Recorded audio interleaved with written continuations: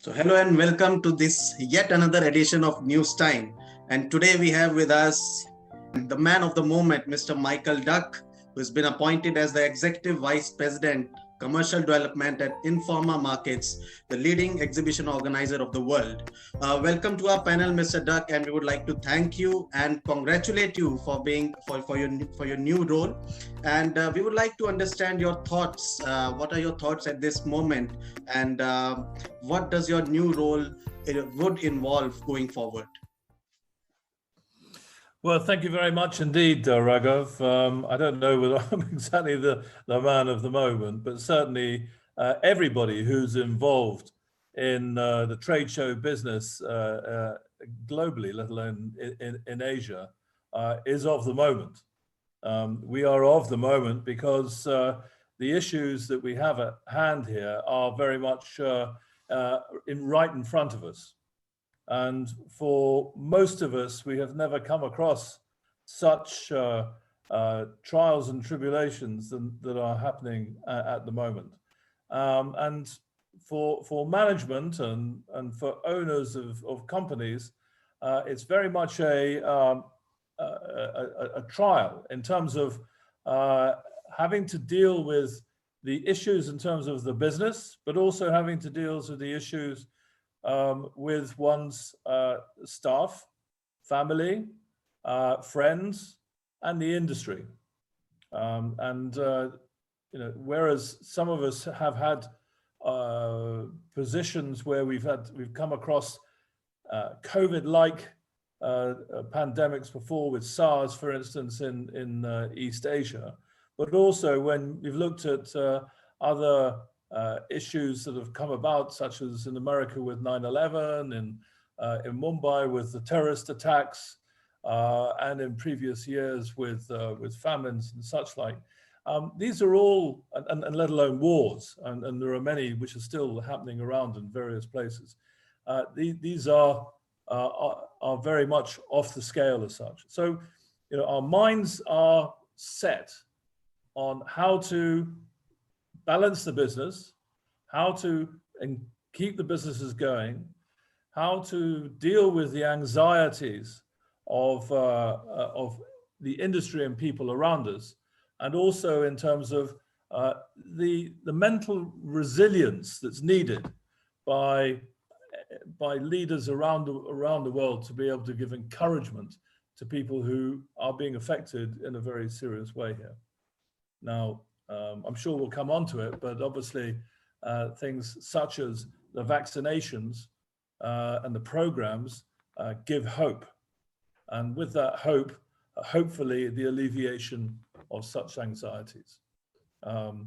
As to the new role, which I've been very fortunate in being appointed to by Informa PLC, as this is an Informa Markets role and also an Informa PLC group role, it gives me a really wonderful opportunity to keep my links with industry, to expand my links geographically, and also be more involved in some of our other businesses apart from the trade fairs and exhibitions.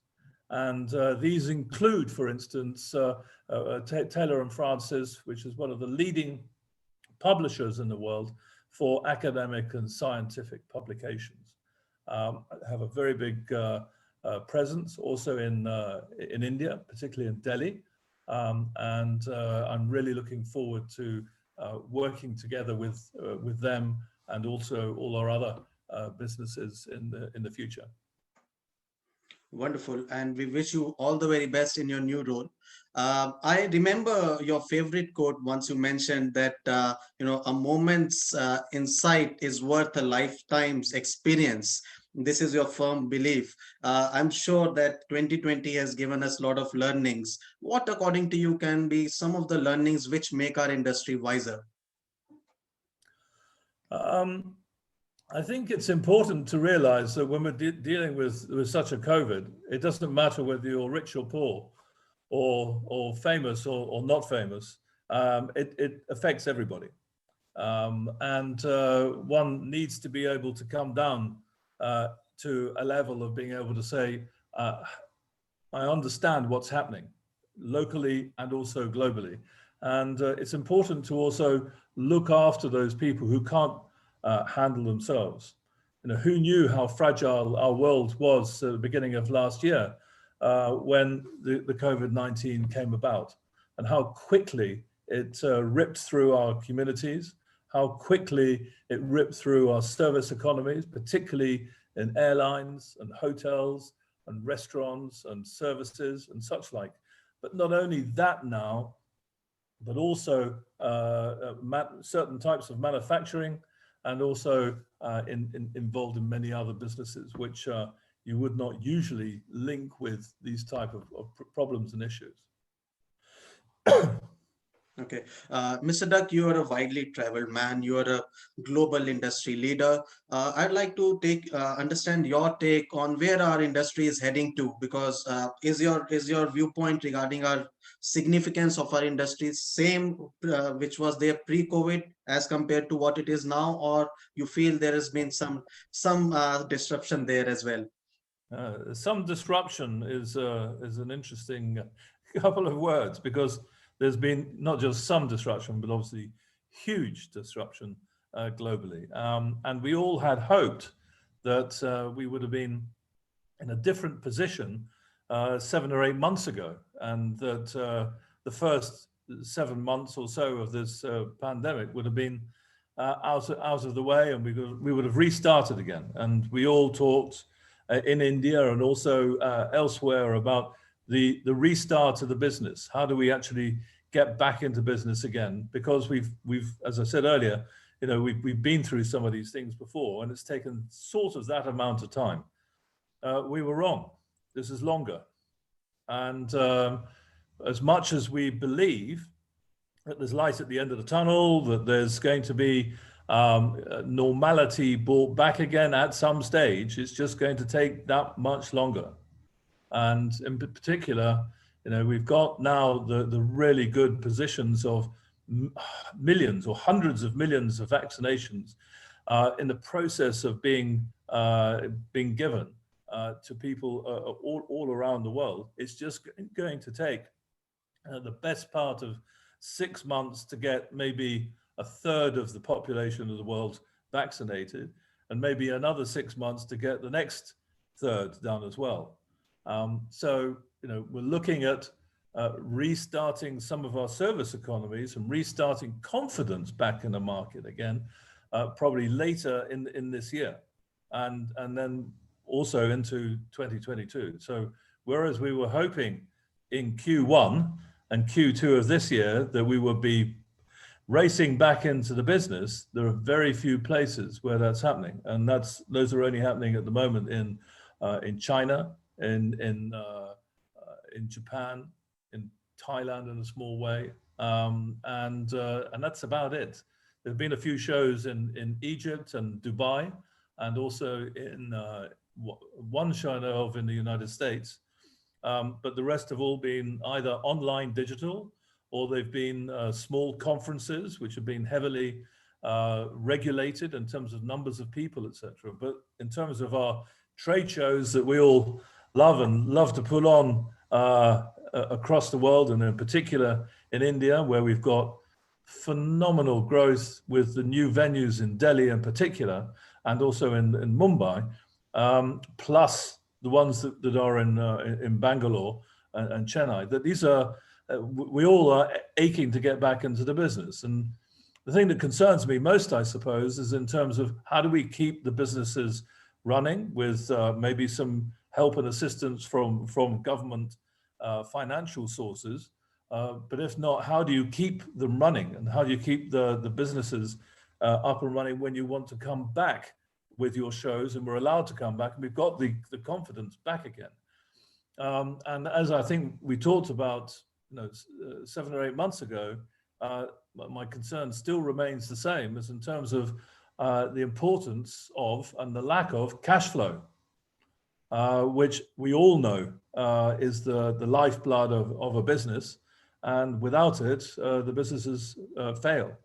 So we really do need to take this extremely seriously, and we do need to make sure that with the vaccinations also comes some sort of positioning in regards to having maybe digital health passports, so that when you come into get onto an aircraft, the airlines may well say to you, I need real proof that you've been vaccinated, or that you don't have COVID. I mean, so we see this already in some countries for hotels. We see it for some countries for some of the airlines already, and I think this is going to grow.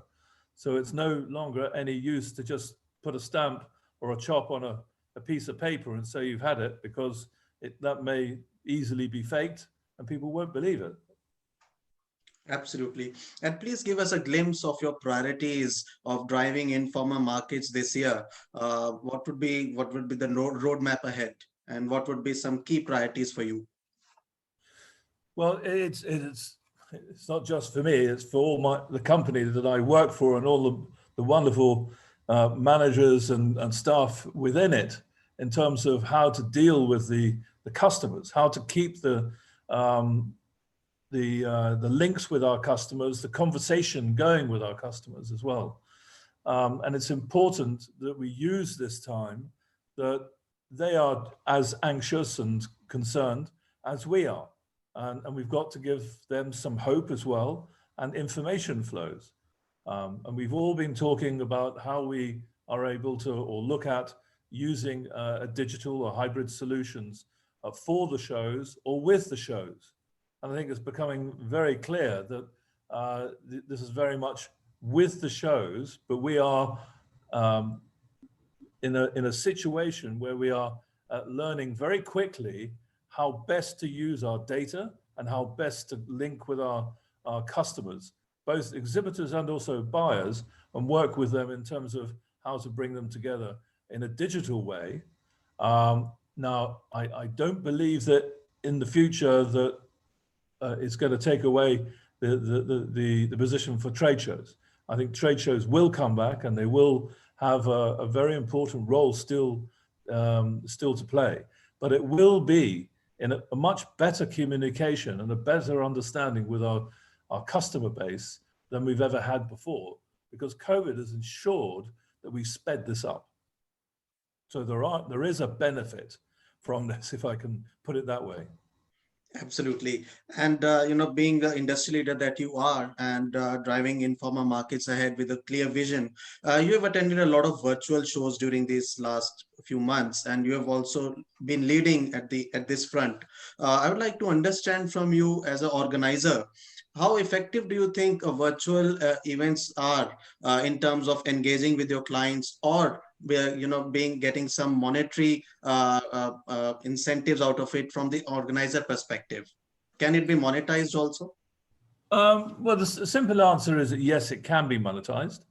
The returns are not as attractive as a physical show, but as our CEO Stephen Carter says, we are now a company that is we are a digital and data company with physical assets. So it's the mix of those which going forward, which is going to be important for all of us.